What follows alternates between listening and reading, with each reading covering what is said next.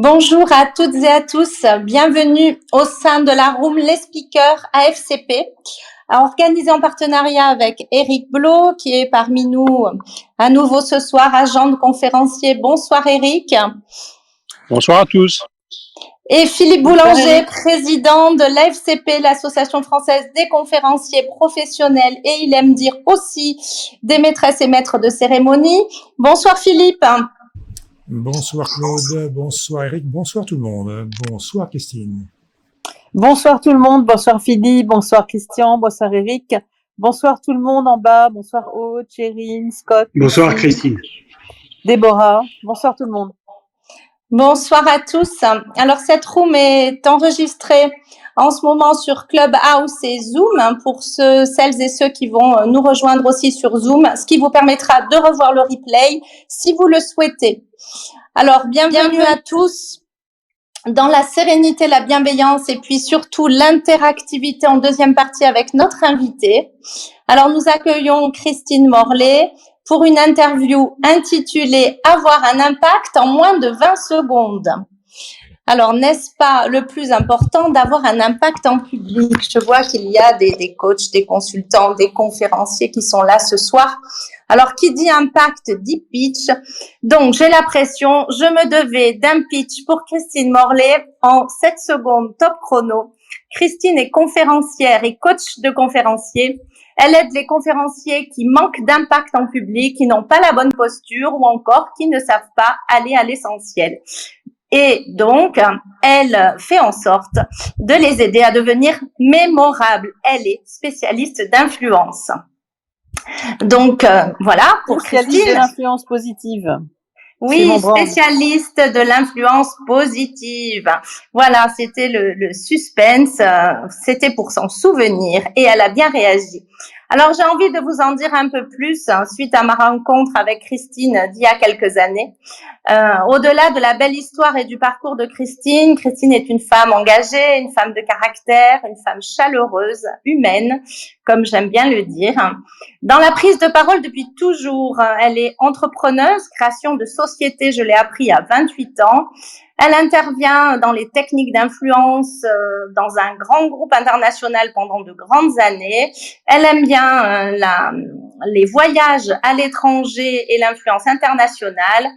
En 2018, elle voit certains conférenciers qui se déplacent à la NSA aux États-Unis. En 2008, oui, pardon, pas 2018. Ça remonte à quelques années. Et en fait, quand elle voit ses conférenciers partir, elle dit, il faut que j'y aille. Il faut que j'aille avec eux.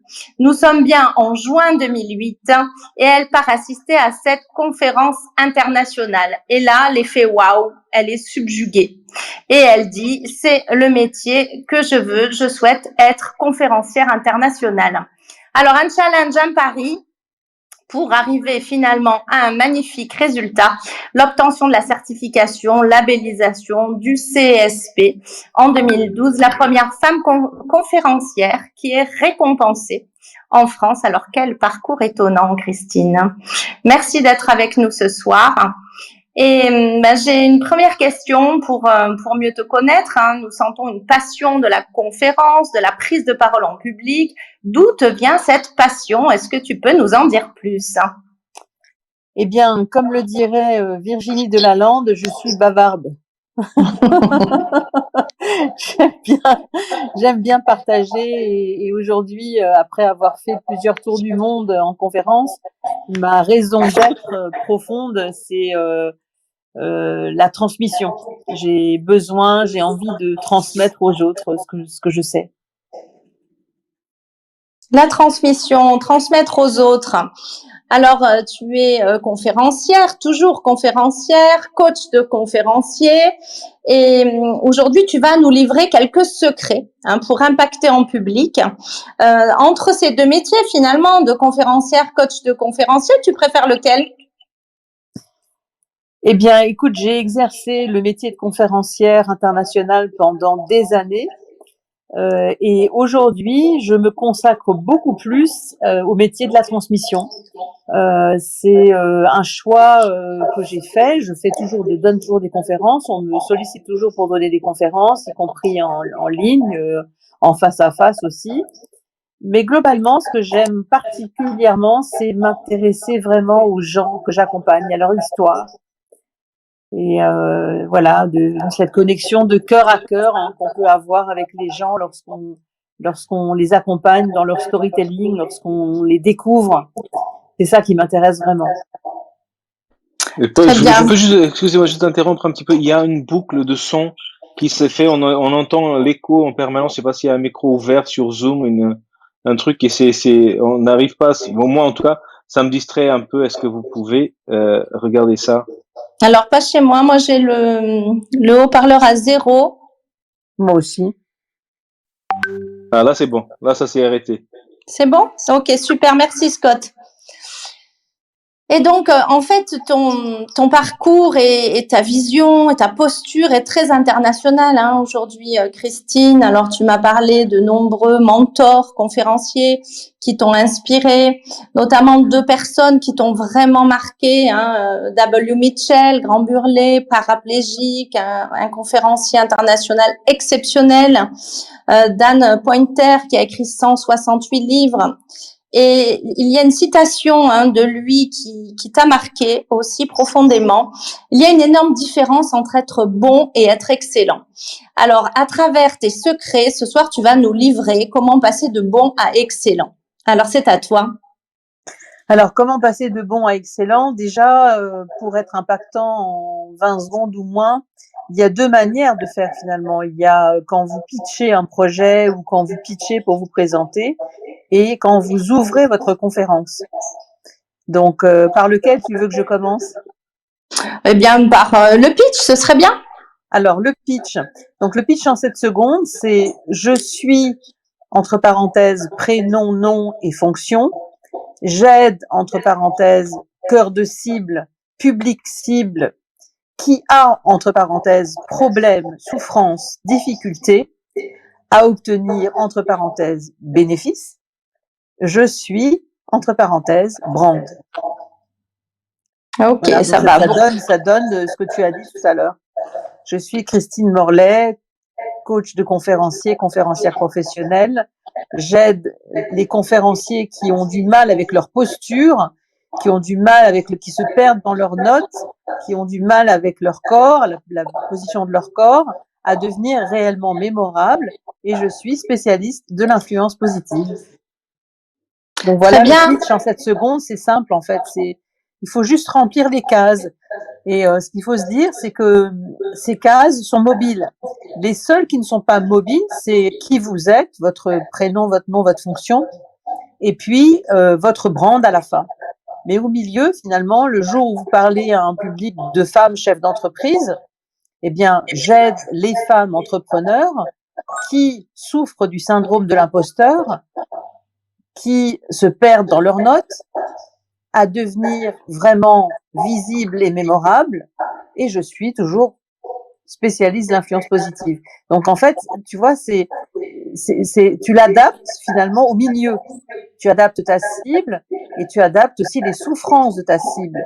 Ce qui manque souvent aux conférenciers que j'écoute lorsque j'accompagne, c'est qu'en fait, ils vont parler de ce qu'ils font, ils vont parler en détail de ce qu'ils font, ils vont parler des caractéristiques, des avantages, de quelques bénéfices, mais ils oublient de mentionner la souffrance. Et ce qui va résonner, en fait, franchement, avec les gens, c'est finalement la difficulté, c'est avec la difficulté qu'on résonne. Oui, la difficulté, la souffrance, la problématique de ton cœur de cible. C'est ça.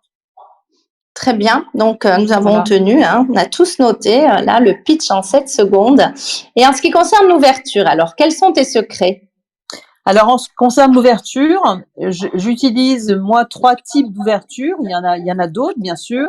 Mais mes privilégiés, c'est bien sûr le storytelling qui va un peu comme un entonnoir vers un point clé qui va être le début de la conférence. Hein, c'est un peu comme, je le dis toujours, dans La cigale et la fourmi de Jean de La Fontaine. Hein, on n'a rien inventé de nouveau. La cigale, elle a bien rigolé, elle a bien chanté, elle a bien dansé tout l'été, mais elle n'a pas mis de l'argent de côté. Et résultat des courses, elle a rien à manger pour l'hiver. Donc la morale de l'histoire, c'est si tu mets rien de côté, t'as rien à manger pour l'hiver. Et en fait, une bonne storytelling, c'est ça. C'est en fait quelque chose qui raconte l'histoire et qui aboutit à une morale ou à un point clé qui va être le début de l'ouverture de la conférence et qui derrière va permettre une transition vers ce que j'appelle la promesse, c'est-à-dire le bénéfice qu'ont les auditeurs à écouter la conférence. Donc ça, c'est une façon d'ouvrir. C'est la façon dont je vais ouvrir lorsque j'ai un public très varié dont je ne connais pas l'origine. Ça veut dire il peut y avoir des entrepreneurs, leurs conjoints, des ados, un public un petit peu tout public. Et là, je vais ouvrir avec la storytelling qui va aboutir au même point clé que la deuxième manière d'ouvrir, où je vais ouvrir avec la statistique. Par exemple, ma conférence sur pourquoi les bons négociateurs obtiennent-ils tout ce qu'ils désirent.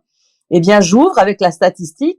90% des négociateurs échouent pour 3 raisons. Premièrement, parce qu'ils savent pas ce qu'ils veulent. Deuxièmement, parce qu'ils n'osent pas demander.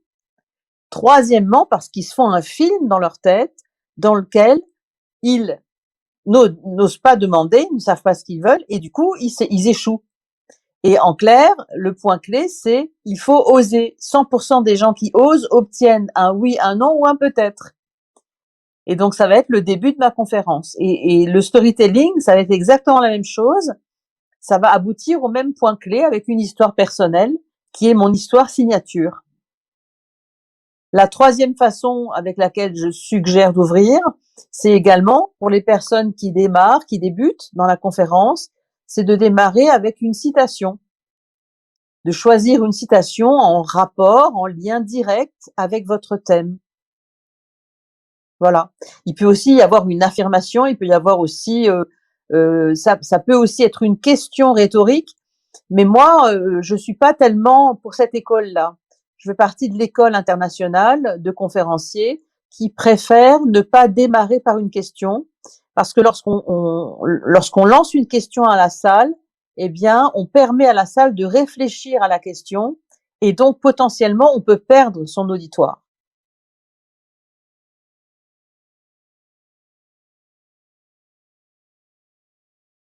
Claude, je t'entends plus. Nous avons les clés, pardon, j'avais mon micro. Je disais, nous avons les clés de comment être impactant en 20 secondes pour cette introduction décisive. Et ensuite, on a parlé de posture toutes les deux, la posture du conférencier. Alors, tu as vraiment formé près de 300 conférenciers depuis toutes ces années, mais en plus avec une formation de qualité. Alors, quelle est la bonne posture du conférencier selon toi ? Alors, en fait, ça me rappelle une histoire que je souhaite partager avec vous, qui est celle de Jeffrey Gitomer, que certains connaissent, certains qui sont dans la room peut-être connaissent Jeffrey Gitomer. C'est celui qui a écrit le petit livre rouge de la vente, qui a été traduit dans 70 langues, je crois. Et un jour, il est venu, je crois que c'était en 2014, faire une intervention à la FCP, à la convention 2014, que j'avais le plaisir d'organiser.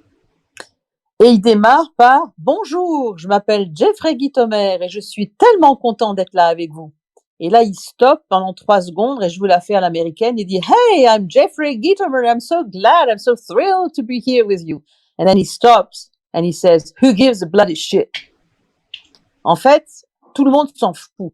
Et ça, c'est vraiment la mauvaise posture qu'adoptent beaucoup de consultants, coachs, conférenciers, experts. Ils se présentent, nom, prénom, bonsoir, je suis tellement contente d'être là avec vous aujourd'hui. Et ça, c'est vraiment le meilleur moyen de louper son impact. Il faut, comme disait Orville Ray Wilson, qui a été un de mes mentors, grâce à qui d'ailleurs j'ai pu avoir le CSP, j'ai été coachée, accompagnée par lui pendant 2 ans avant d'avoir mon CSP en juillet 2012. Je l'ai appris le 1er juin 2012 et je l'ai eu sur la grande plateforme américaine le 15 juillet 2012. Et lui, il disait, being a speaker is 5% speaking and 95% marketing. En clair, il faut savoir, bien sûr, aussi se marketer au-delà de la posture. Il faut avoir tout un tas d'outils parce que le speaker s'inscrit dans une trilogie, dans une sorte de cercle vertueux qui est un modèle de business. Il n'y a que quelques pourcents, je crois, moins de 10% de speakers au monde qui ne vivent que des conférences. Tous les autres s'inscrivent dans un écosystème, un modèle d'affaires dans lequel ils ont à la fois leurs conseils, coaching, si ce sont des thérapeutes, ça peut être des gens qui font venir dans leur cabinet en thérapie, voilà. Et donc, ils ont également écrit des livres, des e-books, des audiobooks, où ils ont des formations en ligne.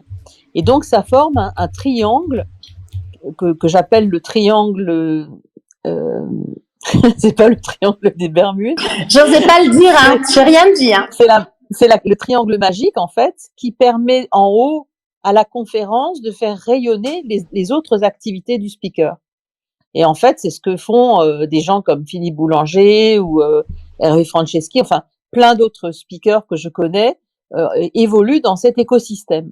Et c'est ça que j'aimerais partager avec vous, c'est vraiment avoir la bonne posture. Si vous commencez par je m'appelle, je suis ravie de là avec vous, vous avez déjà loupé votre entrée. Donc pour ça, il faut avoir un bon MC, il faut rédiger le texte en caractères 20 ou 22, le mettre sous un film plastique, rencontrer votre MC avant ou l'avoir au téléphone avant, et le jour J, amener cette feuille plastifiée dans laquelle vous avez mis les 10 lignes de votre intro de la manière dont vous voulez être présenté. Vous devez canaliser votre image. En tant que speaker, c'est vraiment extrêmement important. Alors, pour les personnes qui sont pas dans le milieu de la conférence, hein, MC, donc maître de cérémonie, maîtresse de cérémonie, animateur, présentateur, hein, la personne que vous allez trouver pour vous présenter. Merci pour ce truc sympathique là, le pitch. Alors, si jamais vous n'en avez pas, ça peut arriver, vous devez en trouver un. Ça veut dire que si vous êtes dans une soirée et que vous n'avez pas d'organisateur, eh bien, soit vous vous débrouillez pour venir avec un ami et c'est lui qui vous présente, ou alors vous trouvez quelqu'un dans la salle à qui vous demandez gentiment de lire le texte que vous lui remettez ou de prendre quelques éléments du texte dans lequel vous prendrez soin de noter vraiment ce que vous voulez que les gens retiennent de vous. Vous devez rester maître de votre image. C'est extrêmement important en tant que speaker pro. Ok, super. Hein, on est vraiment, voilà, on voit tes paroles là, hein, les secrets, les trucs et les astuces, c'est génial. Alors tout cela, ben, nous l'avons retrouvé et je l'ai retrouvé précisément dans un bel ouvrage, hein, la boîte à outils du speaker, hein, que tu as rédigé, qui est un bel ouvrage pratico-pratique où on va retrouver des clés, des conseils, etc. Et chez ça, Duno. Et oui, chez Duno, c'est vraiment la boîte à outils. Alors, je sais que c'est encore le clin d'œil à un conférencier international que tu as rencontré, Dan Pointer, mémorable, qui t'a offert un jour une boîte avec ce savoir-faire pour écrire un livre. Donc, l'influence internationale est là. Et donc, tu te mets à écrire et tu nous offres un surtout, ouvrage. Il disait quelque chose qui est extrêmement émouvant. En fait, Dan...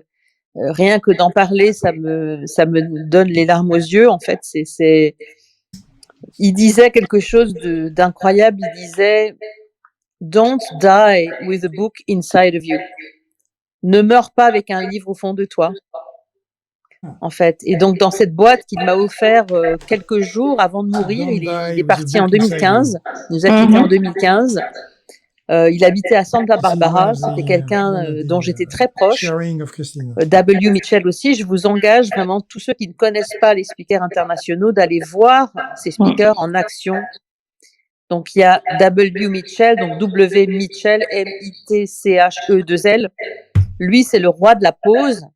C'est quelqu'un qui, quand il avait 30 ans, était en moto, sa moto a explosé sous un camion citerne et a pris feu. Et donc, il a été 2 ans à l'hôpital avec des bandages autour du corps. Et comme il est intrépide, il a fait aussi du parapente et il s'est planté. Donc, maintenant, il est non seulement ancien grand brûlé, mais en plus paraplégique. Et lui, son message, c'est It's not what happens to you that matters, it's what you do about it. C'est pas ce qui t'arrive dans la vie qui est important, c'est ce que t'en fais. Et c'est une jolie citation. Alors, pour le coup, tu as écrit 2 livres. Hein. Le premier, on l'a cité. Le deuxième, Pitché, soyez percutant en 7 secondes. Donc, ce sont des ouvrages à recommander. Et puis, j'ai envie de te dire, quel est le futur ou le prochain livre, Christine? Alors, le prochain livre s'appuie beaucoup plus sur l'évolution que j'ai faite depuis des années, puisque nous sommes depuis 5 générations de femmes un peu chamanes dans la famille, et j'ai été éduquée un peu à la dimension énergétique par ma grand-mère maternelle. Et donc, mon prochain livre s'appellera One Hour to Unlock Your Potential Within. Ce sera un livre en anglais. Super, magnifique, de belles perspectives. Alors en ce moment, nous te voyons, voilà, en train avec un nouveau projet en fait. Hein, tu nous offres un nouveau projet, un projet qui s'intitule Podcast Voices of Change Show, les voix du changement en français, où tu interviews des conférenciers internationaux, mais aussi européens, français, pour les Game Changers. Alors, j'ai envie de te dire, envie de changer le monde, Christine? Non, surtout envie d'écouter les gens qui ont les idées de changer le monde. Comme je te l'ai dit, aujourd'hui, ma passion, c'est de transmettre, c'est de m'intéresser aux gens et de m'intéresser à ce qu'ils ont dans le cœur. Cet après-midi, j'ai interviewé Geoffrey Ozu, qui est membre de l'International Coaching Federation et qui est en charge du comité événementiel de l'ICF. Et il est à la tête d'une entreprise qui s'appelle One Together. Et je viens juste de mettre en ligne le podcast. Donc, la vidéo. Donc, je fais à la fois le podcast en vidéo sur YouTube, comme on le fait là sur YouTube ce soir et sur Clubhouse. Donc, il sera également sur Spotify, sur Encore, enfin, on les verra sur plusieurs plateformes, on pourra l'entendre. Et puis, il est en ligne sur LinkedIn avec donc sa photo et le lien vers le podcast. Super, nous allons nous empresser d'aller l'écouter. Alors, et tous ceux qui sont des game changers, si vous pensez que vous êtes un game changer et que vous avez vraiment envie de changer le monde avec vos actes, ou ce que vous dites, les mots, enfin, the word who change the world. Hein. Donc, le Voices of Change Show est à vous. Et donc, vous pouvez entrer en contact avec moi. C'est facile sur LinkedIn. Vous cherchez Christine Morlaix comme Chevrolet avec ET. Super. Et puis, tu es aussi multicasquette. Moi, j'ai appris des secrets sur toi par hasard et même en face à face, des talents cachés. Et en fait, tu es aussi énergéticienne hein, depuis quelques générations, 5 générations, m'as-tu dit, au niveau familial. Alors, c'est un don, un formidable don que tu utilises aussi pour le coaching des conférenciers. Est-ce que tu peux nous en dire plus ? Oui, je peux vous en dire plus. C'est-à-dire que j'ai travaillé récemment, même à distance, avec une femme qui est basée à Los Angeles et qui a un gros souci. En fait, elle souffre vraiment du syndrome de l'imposteur. Elle ne se sent pas légitime dans ce qu'elle fait. Et donc, j'ai mis au point des protocoles sur lesquels j'ai travaillé maintenant depuis quelques années, depuis exactement 2016, où j'ai vraiment pris conscience de ce don et comment je pouvais l'utiliser pour pouvoir unlock One Hour to Unlock Your Potential Within. Ce sera le titre de mon prochain livre et dans lequel je vais mettre quelques astuces, bien sûr, pour libérer les blocages. Et je me souviens aussi d'un monsieur qui est venu de Strasbourg, qui était un chef d'entreprise d'une très, très grande société. Il était chef de service en production et il devait parler à ses troupes et il était complètement tétanisé. Donc là aussi, c'est pareil, j'ai mis en place un protocole pour pouvoir le libérer en fait de son blocage. Voilà. Donc c'est un peu, ça peut paraître un peu ésotérique pour certains, mais ça fait partie des choses pour lesquelles les gens viennent me voir moi et personne d'autre. Super. Et tu as fait aussi dans le passé, c'est d'ailleurs là que nous avons aussi travaillé ensemble, dans le cadre d'une coopération avec Eric, qu'on va interpeller là, Eric Blo, puisque vous êtes vraiment partenaire dans l'événementiel. J'ai souvenir d'un événement au Théâtre Beau Saint-Martin à Paris où Eric avait une tenue de Superman fabuleuse.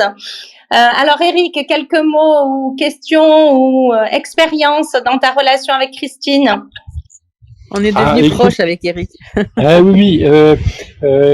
Bon, moi déjà, je pense que la formation que donne Christine dans sa formation pour devenir conférencier professionnel, c'est une formation qui devrait être disponible pour tous les cadres en entreprise ou tous les gens qui pensent que ils ont un projet à vendre un jour à l'oral, parce que en plus d'être énergéticienne, conférencière, coach de conférencier, elle est aussi négociatrice. Donc quand tu suis sa formation, évidemment tu ressors grandi comme ça, un peu multifacette, avec beaucoup de clés très utiles, très pratiques, qui peuvent être mises en œuvre, et puis surtout avec une proximité bienveillante de quelqu'un qui sait lire ta personnalité et t'aider à te trouver toi-même pour avoir une vraie belle posture de prise de parole en public et de prise de parole à l'oral.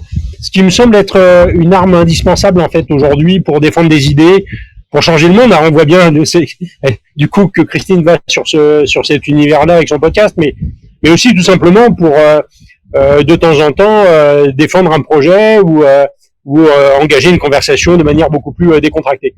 Donc moi j'ai beaucoup apprécié de suivre sa formation, et puis en effet d'avoir monté cet événement qui était une sorte de tremplin pour des jeunes conférenciers pas débutants, puisqu'ils avaient tous été formés, ils avaient tous écrit leurs conférences, ils avaient tous été coachés par Christine, mais bon, qui étaient en début de carrière, quoi. Et ça c'était vraiment c'est vraiment un très beau souvenir, qui a 2 ans je crois maintenant, mais bon, s'il n'y avait pas eu le Covid, je pense qu'on aurait renouvelé cette expérience tous les ans, quoi. Ouais, c'était une chouette expérience, vraiment. C'était ce Théâtre Beau et Dan Bollender, qui est une si belle personne et que j'ai appris à connaître aussi à travers Clubhouse, puisqu'en fait, on a eu quelques échanges très intéressants. C'est vraiment une personne fantastique avec d'énormes ressources, et vivement que vibre à nouveau son théâtre pour qu'on puisse de nouveau y faire des choses. Oui, et un événement vraiment qui a marqué les esprits, et je m'en souviendrai voilà, pendant longtemps et toute ma vie, parce que à la fois rencontres humaines et puis de très belles conférences vraiment au théâtre. C'est vraiment quelque chose qu'il faudrait reconduire. Là, c'est un message pour Christine et Eric. Voilà. Oui, on va le refaire, et puis ce qui nous lie fort avec Eric, c'est Virginie, bien sûr, qui est une conférencière remarquable, et je me souviendrai toute ma vie de cette soirée qu'on a passée dans un bar à sushi, où on a discuté les yeux dans les yeux avec Virginie, et où je lui dis: Virginie, ta vie va changer, parce qu'elle avait vraiment envie de faire ce métier, elle avait vraiment envie de devenir conférencière, et effectivement sa vie a basculé parce qu'au mois d'octobre 2018, la production de France 2 m'a téléphoné pour me demander si j'avais pas des petites pépites à leur présenter, parce qu'ils savent que j'ai toujours des petites pépites nouvelles que personne ne connaît. Et j'ai cité bien sûr Virginie. Et ils m'ont dit: mais vous n'y pensez pas, ça fait plusieurs fois qu'on la contacte, elle nous envoie sur les roses. Et je leur ai dit: laissez-moi 24 heures. Et quand j'ai appelé Virginie, je lui dis: it's now or never. C'est maintenant, Virginie. Et effectivement, cet événement qui a fait plusieurs millions de vues sur les réseaux sociaux, où elle parle avec cette voix si particulière et où elle fait pleurer Roselyne Bachelot. Remarque, c'est pas compliqué de la faire pleurer, Roselyne Bachelot, mais quand même, c'était fantastique. Moi, ça me donne encore la chair de poule d'avoir pu passer toutes ces heures et ces journées entières à accompagner Virginie pour qu'elle soit au top sur cette scène sur France Télévisions. Oui, un petit clin d'œil à Virginie qui peut-être nous écoute. En tout cas, allez voir ces vidéos de conférences parce que elle est tout simplement fabuleuse. Donc voilà, un bel exemple de conférencière qui a pleinement réussi. Alors, je vous propose maintenant de ouvrir les questions à celles et ceux qui veulent poser des questions, intervenir auprès de Christine. D'abord, Philippe Boulanger, président de la FCP, peut peut-être intervenir. Philippe, c'est à toi. Oui, alors, écoute, Christine, moi, la première question qui me vient à l'esprit, c'est quand tu reçois un jeune conférencier, quelle est la première impression? Qu'est-ce qui va générer cette première impression dans justement sa présentation? Quel est le premier défaut que tu vas rencontrer de manière générale? Le premier défaut que je vais rencontrer, c'est la posture. C'est vraiment la manière dont il va ouvrir sa conférence. C'est-à-dire, il va démarrer souvent. Il y a deux défauts, on va dire. Le premier défaut, c'est effectivement la posture que j'ai déjà évoquée tout à l'heure, où il va se présenter, je suis prénom, nom, et je suis ravi d'être là avec vous, et blablabla, et c'est super sympa, et gna gna gna, on va passer un bon moment ensemble, enfin tout ça, c'est du bullshit, comme disait Jeffrey Gitomer. Mais la deuxième chose, c'est qu'en fait, il y a 5 conférences à l'intérieur d'une conférence. Oui. C'est le gros souci du conférencier débutant, c'est qu'en fait, il est tellement généreux et c'est pas un souci dans l'absolu. C'est plutôt une bonne nouvelle parce que ça veut dire que dans une conférence, il va y en avoir 5. C'est la première chose que je remarque souvent lorsque j'ai des jeunes conférenciers qui viennent me voir et qui sont des conférenciers occasionnels en entreprise aussi, ou même des coachs, consultants, formateurs qui veulent devenir conférenciers. C'est vraiment cette chose-là que je remarque, c'est cette générosité extraordinaire, mais en même temps qui devient un vrai frein parce que j'aime bien utiliser la métaphore du burger. Dans un bon burger, il y a un socle qui soutient les morceaux de viande qui a deux ou trois tranches de steak hachées dessus. Et puis après, il y a un petit chapeau qui est la conclusion. Le problème, c'est que la plupart des gens nous font des big, méga, mix, super burgers de 8 morceaux de viande à l'intérieur. Et finalement, plus personne ne se souvient de la saveur qu'ils ont. Donc, le too much, le trop est l'ennemi du bien, en fait, pour le conférencier. Oui, c'est vrai. Et je suis passé par là aussi, d'ailleurs. Je préfère le dire. Bon? Oui, bien sûr, évidemment. Je pense que la plupart des conférenciers sont passés par là et ce serait malhonnête de ne pas le dire, si tu veux. Je crois qu'un élément clé à comprendre, c'est que le conférencier en tant que métier, en tant que professionnel, c'est quelque chose qui s'apprend. C'est pas inné. Donc il y a forcément. On ne naît pas conférencier, effectivement, on le devient. Voilà, on le devient. Et donc le chemin est plus ou moins long en fonction des voies qu'on décide de prendre. Tout à fait. Ça dépend aussi du modèle d'affaires auquel on réfléchit, le fameux business model dont je parlais tout à l'heure. Ça, c'est quelque chose qui est aussi une grande nouveauté chez beaucoup de conférenciers qui viennent au début dans mes coachings. C'est-à-dire, je veux devenir conférencier et je veux en vivre tout de suite. Et là, j'aimerais bien avoir l'avis d'Éric parce que je suis sûre qu'il sera encore beaucoup plus pertinent que le mien. Tout le monde sait que c'est absolument impossible, sauf si on s'appelle Éric Antoine,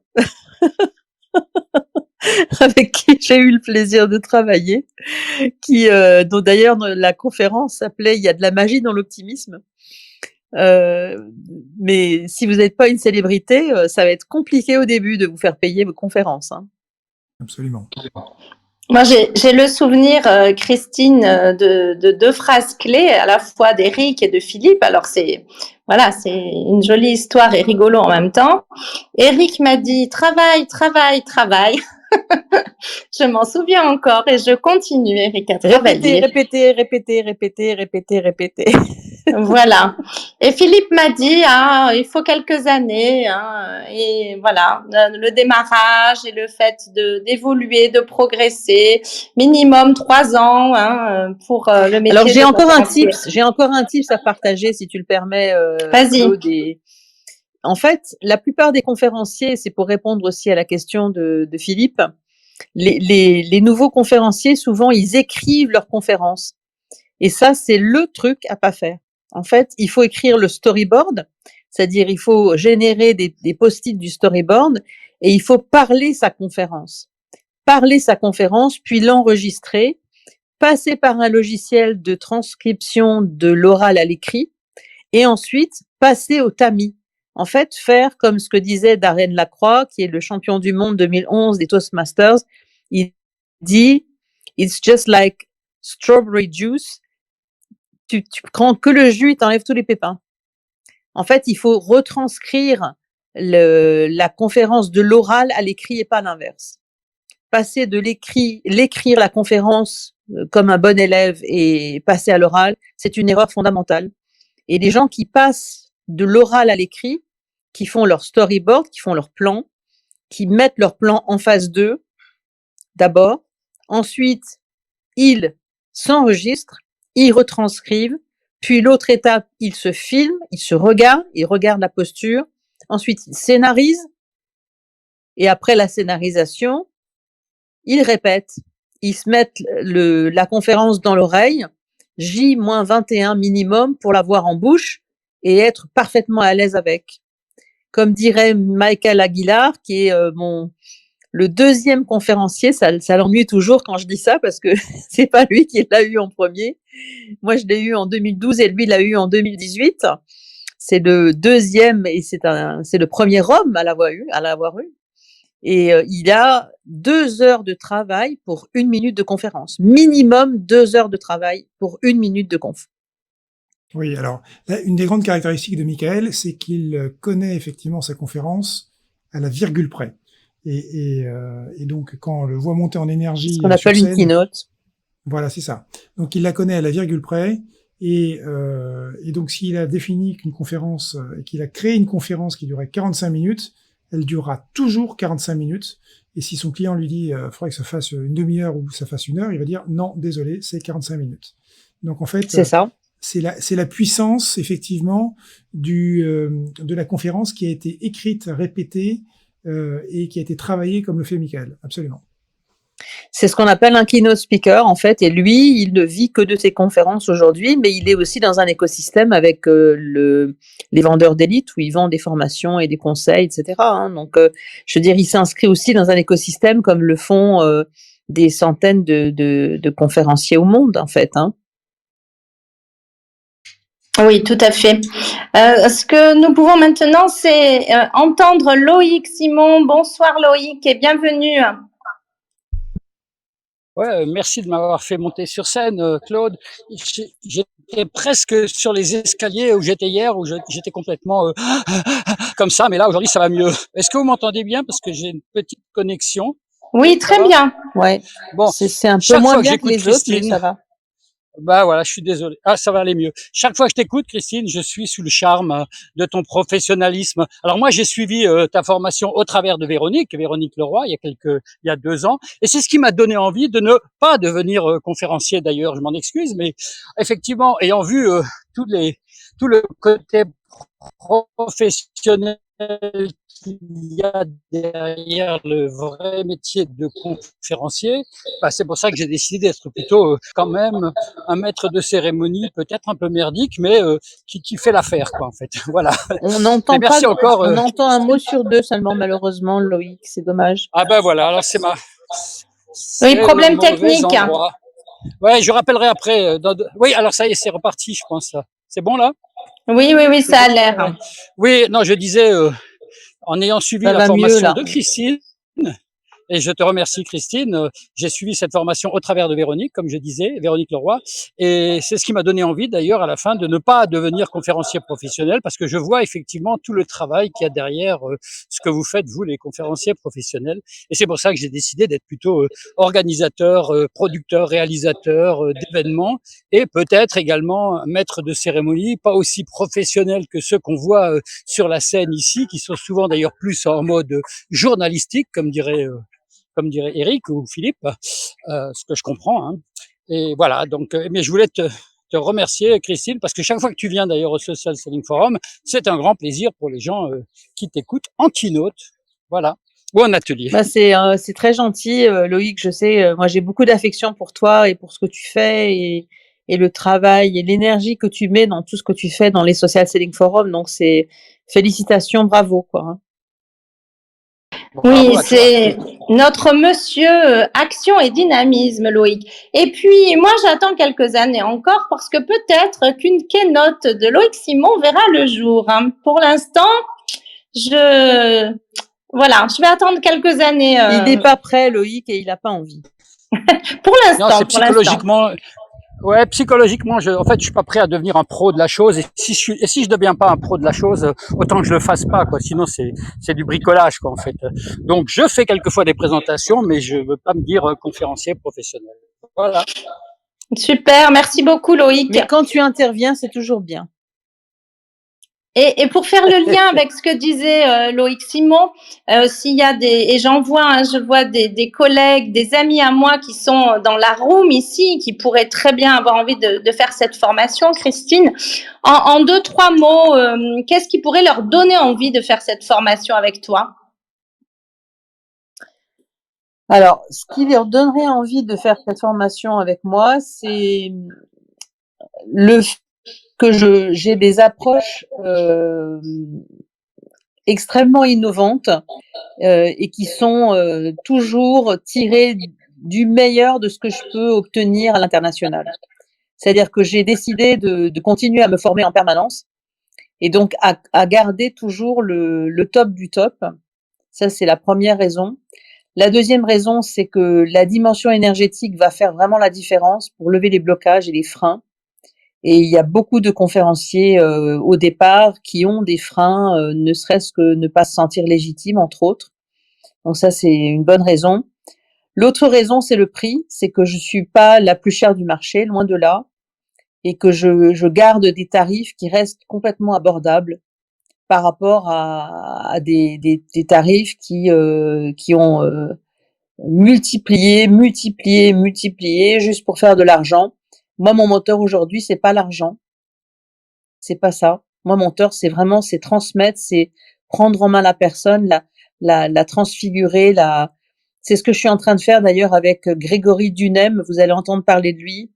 C'est un homme qui malheureusement a perdu sa colonne vertébrale à l'âge de 22 ans et qui est en fauteuil roulant.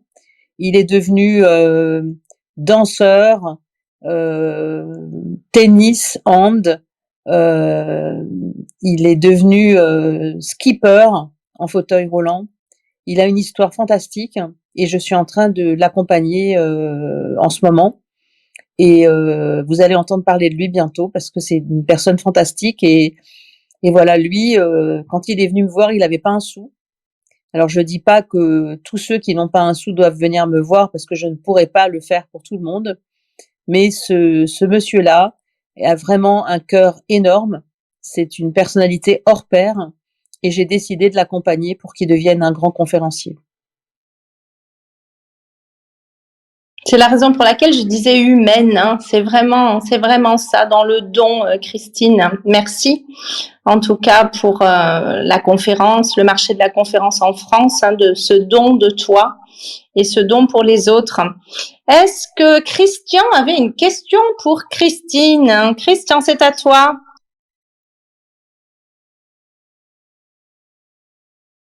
Ah, nous n'entendons pas Christian. Ben moi, j'en ai une.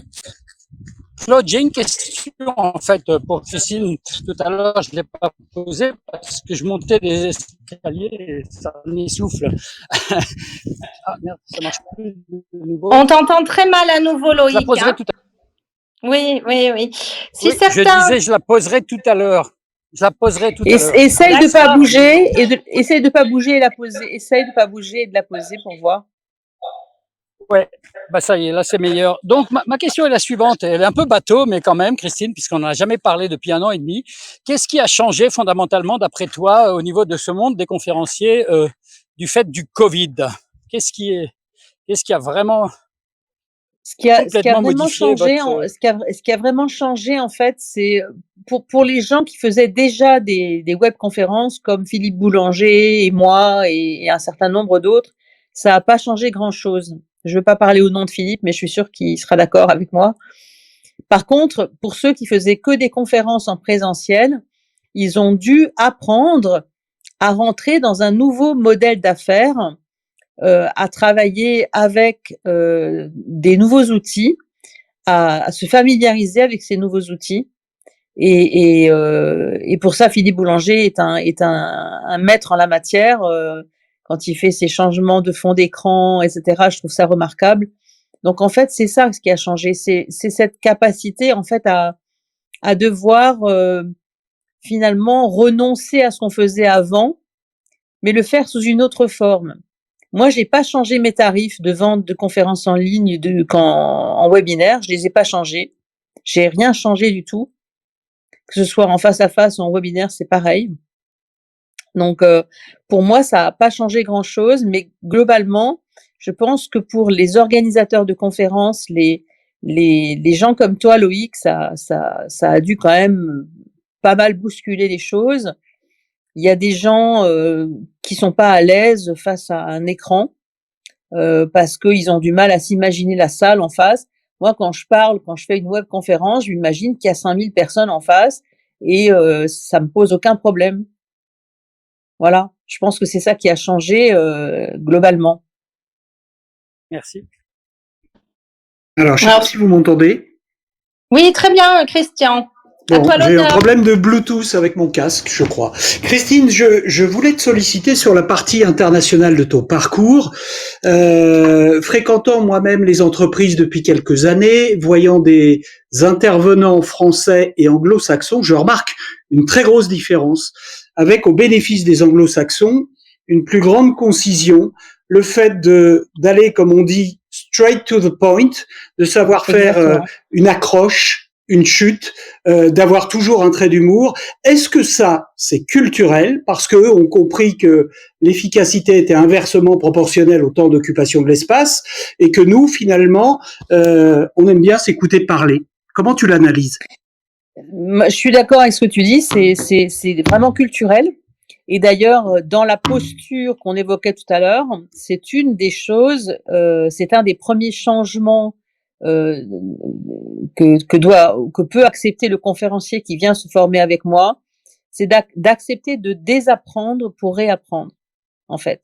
Parce que effectivement, nous les Français, on a cette espèce de talent, si on veut, d'une certaine manière, qu'ont les maîtres de conférences, parce que ceux qui donnent des conférences à l'université, ce sont des maîtres de conférences et ils ont un art de la rhétorique.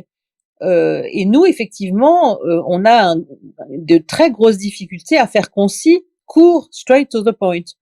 Donc, la première chose que j'enseigne, moi, c'est désapprendre pour réapprendre. Changer de posture. Et ce changement de posture, il est tellement efficace pour ceux qui se prêtent au jeu et qui vont vraiment y aller à fond, quoi. Moi, je vois en ce moment avec Grégory Dunem, c'est la 2e session qu'on fait. Il a complètement changé sa posture. Avant, il racontait son histoire d'homme de 59 ans, 51 ans, pardon, en fauteuil roulant. Et on se disait, and so what? Maintenant, ça a tout changé. Il a accepté de désapprendre pour réapprendre et pour apprendre cette posture anglo-saxonne à laquelle moi j'adhère complètement et qui permet justement d'aller straight to the point en disant les mêmes choses mais avec moins de mots. J'espère que ça répond à ta question. Oui, complètement, complètement. J'en ai une deuxième si j'ai le droit. Bien sûr, tu as le droit. Elle est complètement différente, celle-là. Christine, j'ai cru comprendre que tu vivais sur la Riviera. Tu me le confirmes? Oui. Est-ce que tu pourrais, s'il te plaît, faire quelque chose pour le prince Albert de Monaco, qui a tellement de problèmes quand il doit s'exprimer? Je lui ai offert et dédicacé mon livre. Ah ben voilà, un joli cadeau de Christine. Bon. Donc je l'ai rencontré. Ouais. J'ai eu l'occasion de le rencontrer, j'ai eu ce privilège. Et je lui ai offert et dédicacé mon livre. Donc, voilà, maintenant il faut que chemin se fasse, comme on dit, hein, et approcher l'élite princière n'est pas chose simple. Il y a un certain nombre d'étapes à franchir pour pouvoir le faire, mais ça fait partie d'un de mes projets, c'est d'aider effectivement Régnier à le faire. Oui. Aider Régnier à régner et à le faire bien, exactement comme dans le discours d'un roi.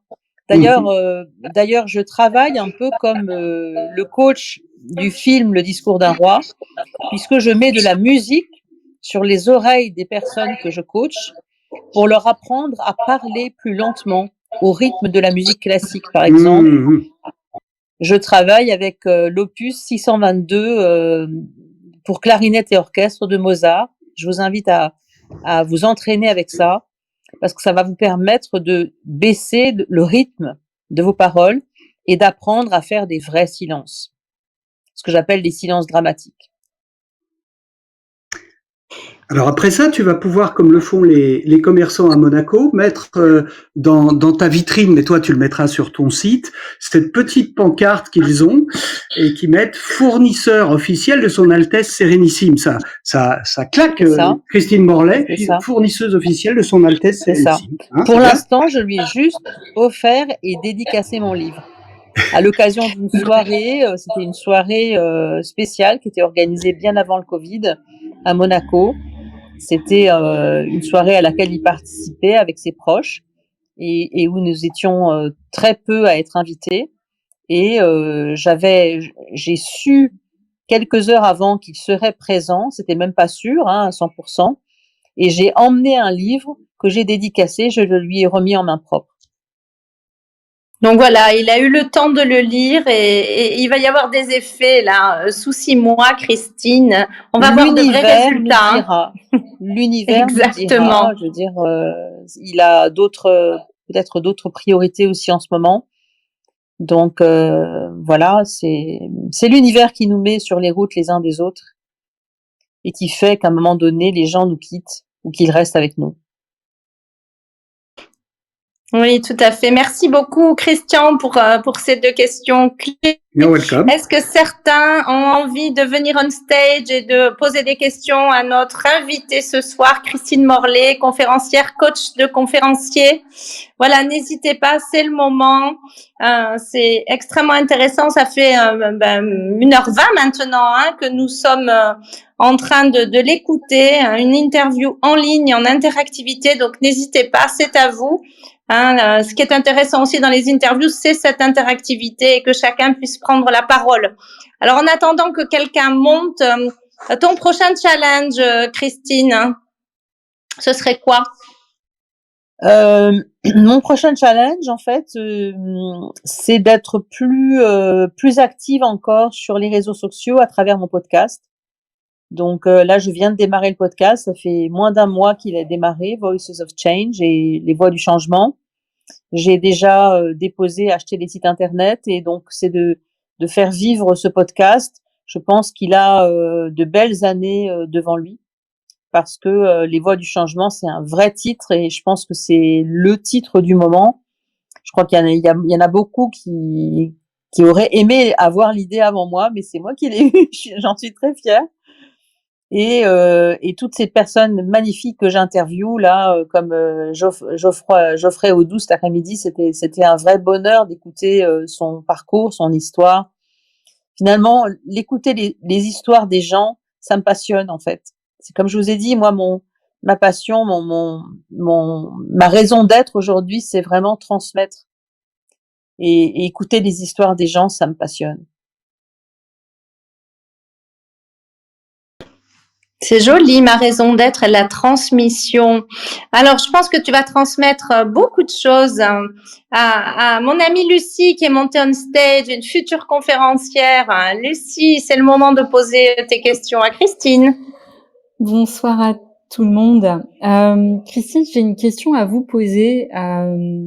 Je suis animée et c'est même animé au cœur, mais peut-être jusqu'à mes tripes, de pouvoir transmettre en fait la connaissance de soi aux jeunes qui sont en difficulté scolaire notamment. Et je commence à animer des conférences. Alors ma question est-il nécessaire en fait de devenir conférencière professionnelle pour impacter? Alors, c'est une jolie question. Le mot, c'est une super belle question. Merci beaucoup, Lucie. Le mot professionnel, en fait, moi, dans l'absolu, il me gêne un peu parce qu'en fait, conférencier professionnel, c'est quand on commence effectivement à être dans un écosystème où on commence à gagner sa vie en donnant des conférences. Mais lorsqu'on démarre, eh bien, souvent, on donne des conférences dans l'objectif de faire naître le désir ou la volonté de faire acheter ou d'influencer les gens. Cela dit, pour donner une bonne conférence, il faut se former, Lucie. C'est-à-dire que vous allez avoir tous les travers que j'ai évoqués tout à l'heure. Le travers de la posture, le travers de vouloir dire beaucoup trop de choses dans une seule conférence. Tout ça, ce sont des choses que vous allez avoir parce que c'est comme ça. Parce que toutes les personnes qui démarrent ont ces difficultés-là, doivent faire face à désapprendre pour réapprendre. Donc en fait, il n'y a rien à voir avec le mot professionnel là-dedans. C'est simplement apprendre à donner une bonne conférence, une conférence impactante, inspirante, qui va laisser des traces dans les mémoires des gens et qui va leur donner envie vraiment, qui va être dans le cœur. Je vais partager en fait avec vous quelque chose que Nikki Newell, qui est une ancienne présidente de la National Speakers Association, a partagé avec moi. En fait, 3 choses à retenir. Premièrement, qu'est-ce que tu veux qu'ils retiennent de ce que tu as dit? Deuxièmement, qu'est-ce que tu veux qu'ils ressentent une fois que tu as terminé de parler? Troisièmement, qu'est-ce que tu veux qu'ils fassent? C'est quoi l'appel à l'action? Et si tu réponds à ces 3 clés dans ta conférence, déjà, tu vas faire un bond énorme en avant. Alors, je vais compléter ce que tu viens de dire, Christine, si tu veux bien. Bien sûr, avec plaisir. Alors effectivement, le terme de conférencier professionnel s'adresse aux personnes qui effectivement font du chiffre d'affaires avec et de manière professionnelle avec leurs conférences. Par contre, effectivement, dès l'instant où on est en prise de parole en public de manière professionnelle, et c'est pas forcément être conférencier dans ce cadre-là, hein, ça peut être effectivement ne serait-ce qu'un chef de projet, par exemple, hein, ou un manager, un dirigeant. Exactement.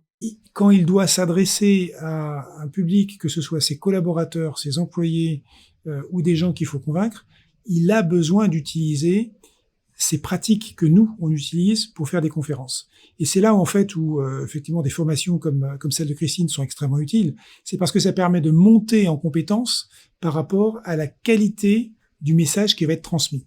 Et ça, c'est quelque chose aujourd'hui qui est inévitable. Moi, je considère aujourd'hui que je n'aurais pas eu la carrière que j'ai eue dans l'industrie si je n'avais pas décidé d'apprendre à parler mieux en public. Aujourd'hui, c'est un élément essentiel. Donc, et on le voit hein, si vous allez sur Clubhouse dans les rooms, quand on voit la manière dont les gens s'expriment, vous voyez tout de suite les personnes qui ont une aisance, qui ont une capacité à transmettre un message.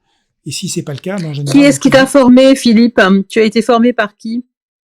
Écoute, moi, le gros choc, ça a été quand j'étais à Cupertino, quand j'ai bossé pour Apple, et quand j'ai vu Steve Jobs préparer ses keynotes. Exactement. Moi aussi, j'ai assisté à une de ces répétitions. Voilà. Et donc, à partir de là, j'ai vu les personnes avec lesquelles il travaillait et j'ai commencé à me renseigner puis à dire, ok, ça, c'est un truc qui m'intéresse. Mais ça. T'as travaillé avec Guy Kawasaki? Ah oui, Guy Kawasaki faisait partie des personnes. Oui, il y a plusieurs, effectivement, voilà, absolument. Et donc, il y a plusieurs personnes comme ça qui ont une influence énorme sur moi. Et effectivement, je me suis posé la question après, mais comment ils font? Mais en fait, ces personnes-là, ils ont pas ça de manière innée. Encore une fois, ils l'ont appris. Ils l'ont appris et ils avaient, dans les répétitions que j'ai vues avec Steve, très clairement. 28 fois. 28. Tu confirmes? 28 fois, il répétait ses keynotes. S'il n'avait pas répété 28 fois, il n'était pas content. Et Alors, c'est 28 fois, oui. En fait, il fallait qu'il arrive au niveau d'impact qu'il avait envie d'avoir. Alors, donc, le petit truc qu'il faut savoir, c'est que chez Apple, on avait des amphithéâtres, il y a toujours des amphithéâtres internes, dans lesquels on invite les employés pour assister aux répétitions. De manière à ce que, justement, on voit l'impact que va avoir la keynote. Alors, c'est pas la première répétition que ça a lieu, hein, ça a lieu après plusieurs répétitions. Et il y a toujours les coachs en communication et en public speaking qui sont présents pour ces répétitions et qui vont régler la virgule, qui vont régler le point-virgule, qui vont faire. C'est la même chose pour les patrons du CAC 40 d'ailleurs. Hein. C'est pareil pour les patrons du CAC 40. J'ai eu l'occasion d'en accompagner un et ils ont leur coach en communication et en fait le conférencier qui va être intervenant va travailler en collaboration avec l'élite en fait qui accompagne le patron du CAC 40. Bon, j'espère qu'on aura bien répondu à la question de Lucie. Bon voilà, hein, Lucie, tu sais ce qui te reste à faire. Hein, donc Christine Morlet, voilà, hein, pour la formation. Et puis aussi l'Association française des conférenciers professionnels hein, et des maîtres de cérémonie. Nous vous attendons tous. Ça peut vous aider à vous mettre dans le bain. On a une journée par semaine. Hein, aussi à disposition de voir des conférenciers qui s'expriment, des trucs, des astuces, des conseils, hein, et des conférenciers aussi professionnels. Hein. Voilà, donc pour celles et ceux qui ont envie de venir nous voir, allez sur le site de l'AFCP où vous allez voir tout le détail et l'agenda de la rentrée notamment. Philippe, tu veux en dire deux mots ? Qui existe depuis 2008. Oui, tout à fait. Et oui. Il est en refonte, il est en refonte complète là le site en ce moment, donc les informations qui sont présentes ne sont pas forcément totalement pertinentes parce que c'est en refonte. Donc attendez. Moi j'ai mis ma photo et j'ai essayé de mettre ma présentation, mais j'ai fait ce que j'ai pu. non mais depuis que tu l'as fait, c'est en train de changer. C'est pour ça que là depuis une semaine, pour te dire, on est en révolution complète sur le site parce que justement on teste plein de choses. Donc on va profiter de l'été pour terminer ça proprement et redémarrer proprement à la rentrée avec un site tout neuf qui sera complètement à jour. Super. Au moins on sait où vont nos adhésions, hein, c'est bien. Hein. Voilà, et puis c'est vrai que je l'ai pas dit aussi, mais Christine, tu as été présidente de l'AFCP il y a quelques années. Voilà, dans cette optique. J'étais présidente pendant 2 ans, entre décembre 2013 et mars 2016. Un peu plus de 2 ans. Ok. Est-ce que certaines personnes veulent venir on stage, poser des questions à Christine Morlet? Donc, nous sommes en direct de la room, lesspeakers.com et l'FCP, l'Association française des conférenciers professionnels. Je viens de voir des personnes qui viennent d'arriver sur Clubhouse. Donc, n'hésitez pas. Nous vous attendons on stage pour des questions clés. Il nous reste un quart d'heure pour la durée de cette room. Donc, est-ce que Christian, Loïc, Lucie veulent encore poser des questions à Christine? Ouais, moi j'en ai une concernant le côté négociation, parce que Christine fait également des cours sur l'art et la manière de négocier.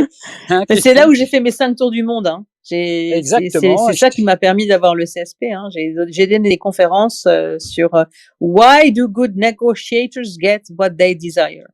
Exactement, et je trouve que tu es effectivement excellente dans tes conférences à ce sujet-là ou les ateliers. Alors, qu'est-ce que tu penses du livre de Chris Voss, Never Split the Difference?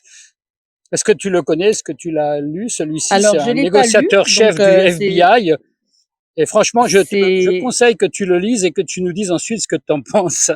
Ah ben bien sûr, je suis toujours friand de nouveaux bouquins. Là, je suis en train de lire le bouquin de Grégory Dunem. Je couche avec une œuvre d'art qui m'interpelle énormément. J'ai aussi lu le livre de Virginie de Lalande, Abandonné, point d'interrogation, jamais, point d'exclamation.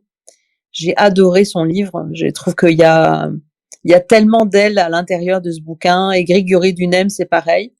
Mais bien sûr, avec grand plaisir, je lirai ce livre, Loïc, et je te donnerai mon avis. Aujourd'hui, en ce moment, je suis en train d'accompagner une entreprise qui a mis 2 millions de pounds dans une autre entreprise Et durant le Covid, ils ont perdu énormément d'argent et ils ont perdu la commerciale qui faisait un maximum de chiffre d'affaires. Ce sont des brokers. Et je suis en plein accompagnement de négociation parce que c'est effectivement une de mes autres activités dont je parle peu, mais qui est excellente et que j'adore faire aussi.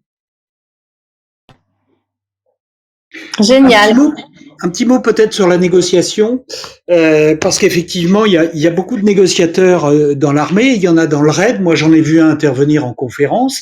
Est-ce que ce type de négociation peut être transposé dans ce que l'on fait dans les entreprises? Quel est ton point de vue là-dessus? Quelles sont les techniques que tu utilises en négociation? Tu veux dire les négociations avec le RAID? Oui. Alors, si tu veux, il y a le RAID égale négociation de crise, égale négociation avec des forcenés, des gens qui ont perdu la raison ou qui sont tellement enfermés dans leur système de valeurs que c'est très difficile. Il faut des profilers en fait pour les approcher. C'est effectivement quelque chose avec lequel moi je travaille aussi, c'est-à-dire qu'en négociation, lorsque j'anime des ateliers, j'utilise un outil de profiling en fait pour faire comprendre en fait aux gens comment ils vont aborder la négociation. C'est-à-dire si ce sont des gens qui ont plutôt un système limbique, donc un système émotionnel fortement développé, ils vont aborder la négociation sous un angle totalement différent de quelqu'un qui a un système plutôt cortical, rationnel, extrêmement développé et qui est aux antipodes. D'ailleurs, je me souviens d'un exemple que je partage volontiers avec vous, d'une entreprise dans le domaine de la semence industrielle qui en fait avait créé un binôme de négociateurs pour négocier avec une grande marque de céréales. Et ça faisait des mois qu'ils échouaient en fait. Ils étaient face à une acheteuse qui était plutôt limbique, donc plutôt émotive. Et suite à l'atelier que nous avons mené ensemble, ils ont identifié à l'intérieur de l'entreprise une jeune femme qui avait un système limbique relativement développé et qui était une très très bonne négociatrice, et ils l'ont emmenée avec eux comme observatrice de la négociation, et ils ont obtenu un accord en 2 séances, alors que ça faisait des mois qu'ils tournaient en rond. En fait, le profiling a un rôle extrêmement important, et c'est le même que celui qu'utilisent les gens du RAID. Ils vont profiler en fait les interlocuteurs avec lesquels ils veulent obtenir un accord. Et du FBI, comme Chris Voss d'ailleurs. Oui, tout à fait. Il y a d'ailleurs des gens du FBI, il y a d'ailleurs un de mes confrères qui donne des conférences, qui est un ancien du RAID. Laurent Combalbert est un ancien du RAID et donne de très très bonnes conférences. Oui, je l'ai vu intervenir, oui. Il est super. Super.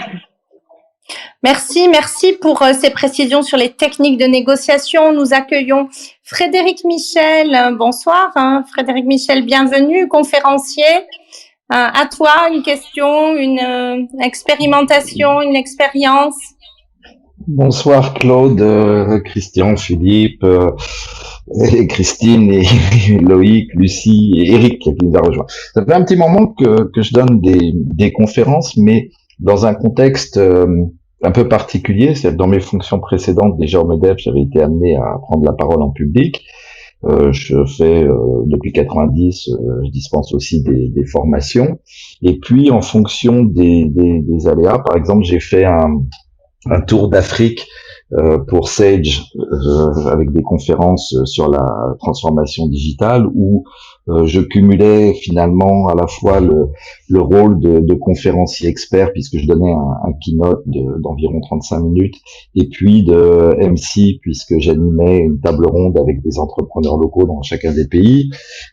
J'ai donné plusieurs autres conférences, mais que je qualifierais un peu de conférences fonctionnelles. Généralement, c'était pour partager mon expérience, pour parler de la transformation digitale, des choses comme ça. Et j'ai décidé de développer cette activité. Ça fait longtemps que Eric me pousse à créer SFM et à nourrir mon profil sur la plateforme des speakers. Et puis, depuis le Zoom qu'on a eu ensemble avec certains d'entre vous autour d'Eric pendant le confinement, j'ai cheminé, je vous ai découvert, j'ai découvert la FCP. Et voilà, alors ma question, en fait, dans ce parcours-là, c'est est-ce qu'il est intéressant ou souhaitable pour moi de rejoindre ou de postuler à la FCP? Quelles sont les conditions? Alors ça peut-être, je suis désolé, je suis arrivé en cours de route, vous en avez peut-être déjà parlé. Est-ce que cela apporte un accompagnement en termes de formation? J'étais très sensible à ce qu'a dit Christine juste avant sur le fait de désapprendre et de réapprendre, parce que je vois bien que le métier de conférencier professionnel va beaucoup plus loin pour être impactant. Il faut utiliser des techniques à base de storytelling, à base de jeux de scène. Josette m'a déjà expliqué en long et en large la voix. Voilà, donc c'était un petit peu ça. Est-ce que c'est pertinent pour moi et qu'est-ce que je pourrais en attendre et quelles sont les conditions pour vous rejoindre? Merci. Bien. Ok. Alors, avant de laisser la parole à Philippe, un clin d'œil à Frédéric Michel. Nous devions ensemble avoir un rendez-vous sur Zoom, et donc ce sera avec plaisir pour parler de la FCP aussi. Mais en attendant, Philippe va. Je suis désolé, effectivement, j'avais eu un contretemps sur les créneaux que tu m'avais donnés. Je reprends contact avec toi dès demain pour qu'on se cale un autre créneau, parce que effectivement, j'attendais ça avec impatience. Avec plaisir. Et puis Philippe va répondre à la fois pour toi et pour Lucie. Philippe. Oui. Alors, en fait, depuis cette année, on a changé notre système pour accepter de nouvelles personnes, de manière justement à élargir un petit peu la base. En fait, l'Association française des conférenciers professionnels, au départ, on avait pour adhérents des conférenciers qui étaient déjà en route et qui étaient éventuellement déjà des professionnels. Il se trouve que on est aujourd'hui dans un environnement dans lequel il faut qu'on crée les nouvelles générations de conférenciers. Et ces nouvelles générations, on va les prendre aussi bien au niveau des étudiants qui commencent à devoir faire de la prise de parole en public. Et d'ailleurs, on le voit maintenant, d'ailleurs, que ça commence à venir à l'esprit de l'éducation nationale avec le grand oral qui arrive au bac cette année. Et donc, cette nouvelle génération, il faut bien l'accueillir quelque part. Il faut bien qu'elle commence quelque part. Donc, on a créé des nouveaux statuts au sein de la FCP, qui sont les statuts étudiants, et pour les personnes qui ne sont plus étudiants, le statut explorateur. À savoir, tu peux rentrer à la FCP sans aucune condition pour découvrir la FCP, pour découvrir nos journées de manière régulière, découvrir nos ateliers, savoir si c'est fait pour toi, et du coup décider, se rendre compte de ce qui te manque, et décider ensuite de ce que tu peux faire. Par exemple, sur une formation chez Christine, c'est tout à fait quelque chose de possible, puisque ça va te permettre peut-être d'avoir ce coup de pouce et ce regard extérieur d'un formateur qui va t'aider de manière considérable. L'intérêt de faire partie de la FCP, c'est évidemment le fait que le métier de conférencier, c'est un métier qui est quand même très isolé. Donc en fait, on se retrouve entre collègues, et donc certains d'entre nous se regroupent sous la forme de ce qu'on appelle des masterminds, c'est-à-dire des petits groupes de conférenciers qui sont en général pas plus que 5 conférenciers. Alors, quand je dis conférencier, comprendre aussi maître de cérémonie. Hein. Et le but du mastermind, c'est d'avoir des partenaires qui sont des partenaires qui vont t'aider à passer au niveau suivant. Et donc, dans un mastermind, on va trouver en général des personnes qui sont dans des domaines différents, parce qu'évidemment, on va éviter les problèmes de compétition entre conférenciers sur des domaines équivalents, et qui sont aussi dans des niveaux de maturité différents, parce que c'est ça qui va amener la richesse. Alors pourquoi c'est intéressant? C'est parce que un conférencier qui est chevronné va du coup avoir un regard nouveau et peut-être disruptif d'un nouvel entrant. Hein, c'est ce qu'on appelle, c'est le syndrome du 109 qu'on va trouver dans les entreprises, tu sais, où tu vas demander des rapports d'étonnement après une semaine, après un mois ou après 6 mois dans l'entrée de l'entreprise. Et réciproquement, le jeune conférencier va du coup va comprendre à travers cette immersion ce qui se passe soit dans le métier, soit dans les pratiques. Et ça, c'est extrêmement riche en enseignement. Donc, le tissu que l'on crée avec la FCP permet de continuer d'évoluer et permet de comprendre d'autres choses qui vont au-delà des formations que tu pourrais avoir. Voilà, je pense que j'ai dessiné à peu près le contexte dans lequel on peut fonctionner. Et si tu veux prendre une adhésion explorateur, tu peux le faire immédiatement. Il n'y a pas de il n'y a pas d'examen, il n'y a pas d'audition à l'entrée, contrairement à ce qu'on faisait avant. Par contre, pour devenir conférencier, oui, attends, je termine. Philippe, est-ce que je peux me permettre de, ouais. Pour devenir conférencier ou conférencier pro, qui est un statut spécifique au sein de la FCP, là, par contre, il y a des examens internes ou des auditions internes. Je t'en prie, Christine. Je pense qu'un des gros avantages que moi j'y ai trouvé étant faisant partie des membres fondateurs en 2008, avec Laurent Tilski, Francis Zenz et un certain nombre d'autres personnes qui sont ou sont plus là depuis, c'est la dimension internationale. Je pense que moi j'ai jamais autant appris qu'en assistant tous les ans depuis 2008. Entre 2008 et 2019, j'ai participé à toutes les conventions internationales, à tous les sommets mondiaux de la conférence, dont le dernier aurait dû avoir lieu malheureusement en Namibie et n'a pas pu avoir lieu. Mais c'est comme ça aussi qu'on arrive à devenir forgeron, comme on dit. C'est-à-dire que il y a effectivement l'apport interne de la FCP, mais il y a la GSF, la Global Speakers Federation, à laquelle vous êtes d'office adhérent quand vous adhérez à la FCP et qui vous donne l'accès à une communauté internationale de gens absolument fantastiques. Si tu me permets, Philippe, j'avais envie d'ajouter cette précision. Oui, bien sûr, Christine. Donc merci pour la précision.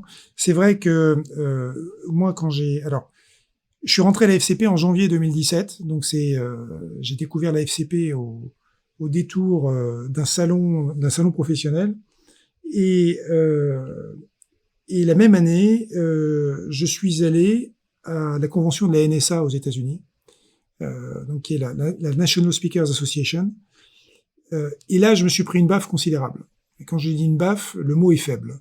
Le mot est faible parce que je suis revenu en étant boosté, mais de manière incroyable, parce que j'ai vu ce que pouvaient faire des conférenciers professionnels chevronnés américains qui sont dans le show, et donc suite au retour de ce voyage aux États-Unis, j'ai complètement refondu ma conférence qui était ma conférence phare à l'époque, parce qu'effectivement elle n'était pas du tout dans les critères de ce que je voulais faire, donc c'était une grosse remise en question. Donc en fait, même si j'avais auparavant été formé et très inspiré par Steve Jobs et son équipe, eh bien ça suffisait pas en fait. Et c'est là où le faire et refaire et répéter et se remettre en question et avoir des regards extérieurs, c'est extrêmement important. La capacité de se confronter à des professionnels, elle est juste démente. Je vais vous donner un exemple qui date de l'année dernière, juste avant le confinement. J'étais en Inde justement pour la convention indienne, et là-bas, donc j'étais speaker là-bas, et un autre speaker qui était présent s'appelle Frédéric Aron. Frédéric Aron, c'est un speaker qui est d'origine suédoise, mais qui vit maintenant à Singapour, et qui est un speaker ultra successful. Donc, il a un succès absolument incroyable au niveau planétaire. Sa spécialité, c'est la créativité. Et la veille qui précédait notre intervention à tous les deux, Frédéric me dit, Philippe, est-ce que ça te dit que on fasse une répétition ensemble, que tu me donnes ton avis sur la conférence que je vais faire demain, parce qu'elle est unique et je l'ai faite uniquement pour l'Inde. Et moi je lui dis, écoute Frédéric, ça sera avec plaisir, et je vais te demander la même chose, parce que j'ai aussi fait cette conférence spécifiquement pour cette intervention en Inde. Donc, le niveau d'humilité qu'il faut avoir lorsqu'on est quelqu'un qui fonctionne comme ça, avec ce succès, de se dire, je vais demander l'avis d'un de mes collègues présent ici, pour le coup j'étais un collègue européen, alors que le gars, et c'est une sommité mondiale en termes de conférences, et bien du coup, ça remet aussi les choses en place. Ça veut dire que le travail, il est en permanence à remettre pour l'améliorer, pour vérifier qu'on fait passer les bonnes émotions, qu'on fait passer le bon message. Et donc j'ai donné mon avis à Frédéric. Je lui ai dit voilà, là je pense que ça tu peux le sauter, ça je pense que tu peux insister là-dessus. Et il a écouté ce que je lui ai dit et il a refait une répétition avec quelqu'un d'autre et il a confirmé ce que je lui avais dit. Donc en fait, il m'a pas forcément cru dans ce que j'ai dit, mais il a confirmé. Donc il a eu cette précaution et cette humilité de penser que même en étant une sommité internationale, il avait besoin d'avoir des avis extérieurs. C'est pour ça qu'il faut participer systématiquement aux réunions et aux conventions internationales. Moi, j'en ai fait 47. Eh ben dis donc, bravo. Hein. Moi, j'en ai fait une et j'ai été, l'effet waouh, extraordinaire. En 2008, moi, j'ai vécu ce que tu as vécu, Philippe, en 2008. Je l'ai vécu avec Les Brown. D'accord, ok. Fabuleux. Et puis, nous avons aussi un événement en convention nationale aussi, notre Elevate 2021 en France aussi, qui vient de boucler. Il y a d'ailleurs le replay pour ceux qui sont intéressés, que vous pouvez acheter, revoir toutes les conférences des 2 journées. Voilà, sur à la fois beaucoup sur les pages de la FCP sur LinkedIn et Facebook. Et puis aussi à disposition dans certaines publications et sur le site. Alors nous approchons tranquillement de la conclusion de cette room. Avant de conclure et de faire une synthèse rapide, moi j'aimerais t'entendre, Christine. Quel serait ton mot de conclusion ou tes quelques phrases clés pour conclure cette room? Pour conclure cette room, je dirais déjà merci à tout le monde. Merci de m'avoir donné le privilège de pouvoir m'exprimer sur mon art, parce que c'est bien un art dont il s'agit. Et Philippe l'a encore dit à l'instant. Et puis moi, mon challenge, mon prochain challenge, je m'étais fixé un objectif de marcher sur une des plus grandes plateformes internationales pour mes 60 ans. Donc j'ai encore 1 an pour le faire et voilà, c'est marcher sur une très grande plateforme américaine, pourquoi pas, ou indienne, pourquoi pas, avant mes 60 ans. Très bien, super. Super. Eh bien, moi, je vais faire une synthèse avant de laisser conclure, bien sûr, les organisateurs, Eric et Philippe. Moi, il y a quelque chose qui m'a marqué dans notre préparation, dans nos échanges, Christine. C'est encore cette ouverture à l'international quand tu m'as parlé de Dale Irwin, qui fait des... Dale Irwin, voilà, fantastique. Exactement, à l'américaine, qui est conférencier international américain, qui fait des résumés de ce qui se passe avec une note d'humour exceptionnelle. Alors, j'ai tenté la synthèse en toute humilité pour te faire plaisir et pour vous faire plaisir. Donc, pour ceux qui sont arrivés en cours de route, c'était une magnifique room, les speakers AFCP avec Christine Morlaix, conférencière et coach de conférenciers, qui nous a enchantés ce soir avec son professionnalisme et son expertise, sa raison d'être, la transmission. Et oui, c'est un mot fabuleux. Elle nous fait l'honneur de transmettre sur le marché de la conférence en France avec cette force et cette grande ouverture qui nous a impacté ce soir. Alors, pitch en 7 secondes, pitch en 20 secondes, je me suis entraînée d'ailleurs. Question, storytelling, citation. Nous savons que nous avons 21 jours pour travailler notre conférence. Alors, vous qui aimez la prise de parole en public, coach, formateur, conférencier, une citation qui nous interpelle, ne cherchez pas à aimer le public, il vous aime déjà. Et le mot de la fin, nous t'aimons, Christine. Merci.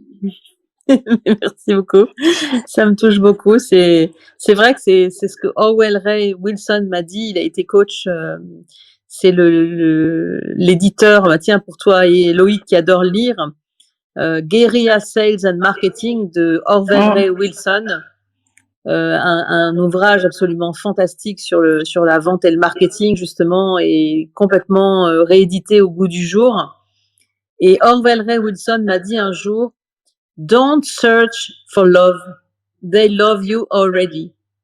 Et c'est ça la posture en fait, c'est-à-dire que en fait les formateurs, coachs, conférenciers, consultants qui débutent, ils vont chercher l'amour de leur public en leur posant des questions et en faisant de la rhétorique à la française. Et c'est ce que je faisais au départ. Et il m'a dit, don't search for love.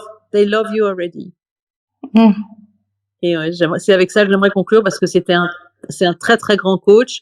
Allez voir qui il est, ce qu'il fait. Orville Ray Wilson. Il est intervenu sur la plateforme de la FCP, en 2016, je crois, de mémoire. Et je crois qu'il faut absolument donner cette ouverture à l'international et c'est ce qu'a fait Philippe durant son mandat. J'espère que Aude Milesi en fera de même, qu'il y aura autant de grands speakers internationaux qui nous inspirent parce que c'est eux qui ont ce que nous n'avons pas encore.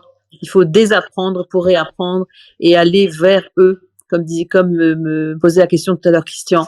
C'est-à-dire c'est vraiment go straight to the point. Et oui, l'ouverture à l'international. Alors, c'est un joli clin d'œil aussi à Philippe. Pour conclure, avant de passer la parole à Eric, Philippe, conférencier international, ta conclusion à toi, Philippe.